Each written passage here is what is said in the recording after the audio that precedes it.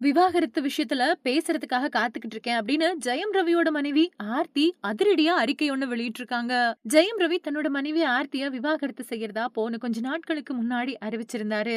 அவரு அறிவிச்சதை தொடர்ந்து அவங்க பத்தின செய்தி சோசியல் மீடியாவுல வைரல் ஆயிட்டு வரக்கூடிய நிலையில ஆர்த்தி தன்னோட இன்ஸ்டாகிராம்ல விவாகரத்துல உடன்பாடு இல்ல அப்படின்னு அதிரடியான அறிக்கை ஒண்ண வெளியிட்டிருக்காங்க.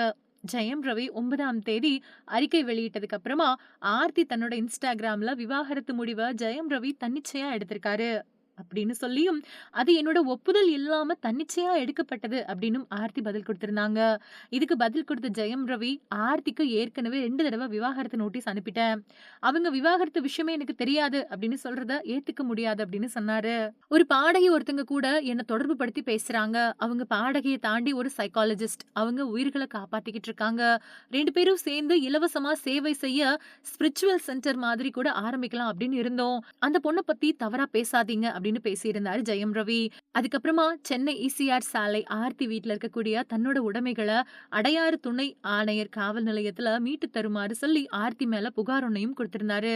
இதுக்கப்புறமா இந்த விஷயம் பூதாகரமானதை தொடர்ந்து இப்போ ஆர்த்தி தன்னோட இன்ஸ்டாகிராம் பக்கத்துல அதிரடியான அறிக்கை ஒண்ணு வெளியிட்டிருக்காங்க. அதுல என்னோட தனிப்பட்ட வாழ்க்கையில நடக்கக்கூடிய விஷயத்த பத்தி நிறைய பேர் பேசிட்டு வராங்க. என்னோட மௌனம் பலவீனமோ குற்ற உணர்வோட அடையாளமும் கிடையாது அப்படிங்கறத இங்க நான் வலியுறுத்துறேன். நான் கண்ணியமா இருக்கிறதால உண்மைய மறைக்கிறதா என்ன மோசமா சித்தரிக்க முயற்சி பண்றவங்களுக்கு இந்த அறிக்கை சட்டத்தின் அடிப்படையில எனக்கு நியாயம் கிடைக்கும் அப்படின்னு நான் நம்புறேன் அப்படின்னு பதிவிட்டிருக்காங்க. இதுக்கு முன்னாடி விவாகரத்து பத்தி அறிக்கையில நான் சொன்ன வார்த்தைகள தவறா புரிஞ்சுக்கப்பட்டிருக்கு. அது எனக்கு வருத்தம் குடுக்குது. இந்த விவாகரத்துல எனக்கு உடன்பாடு இல்ல. நான் தனிப்பட்ட முறையில ஜெயம் ரவிய சந்திச்சு பேச அனுமதி கேட்டும், இதுநாள் வரைக்கும் அனுமதி கிடைக்கல.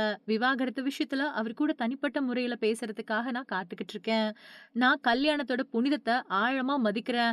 யாரோட நற்பெயரையும் புண்படுத்தக்கூடிய விதத்துல பொது விவாதங்கள்ல ஈடுபட மாட்டேன். என்னோட கவனம் எங்களோட குடும்பத்தோட நல்வாழ்வுல இருக்கு. அது மட்டும் இல்லாம வழிகாட்டுறதுக்கு கடவுள் அப்படிங்கிறவரு எனக்கு எப்பவுமே துணை இருப்பாரு அப்படின்னு நம்புறேன் அப்படின்னு ஆர்த்தி ரவி அந்த அறிக்கையில குறிப்பிட்டிருக்காங்க. ஏற்கனவே ஜெயம் ரவியோட விவாகரத்து முடிவு குடும்ப சூழ்நிலைக்காக எடுக்கப்பட்டது இல்ல அப்படின்னும் தனிப்பட்ட முடிவு அப்படின்னும் ஆர்த்தி அறிக்கை வெளியிட்டிருந்தாங்க.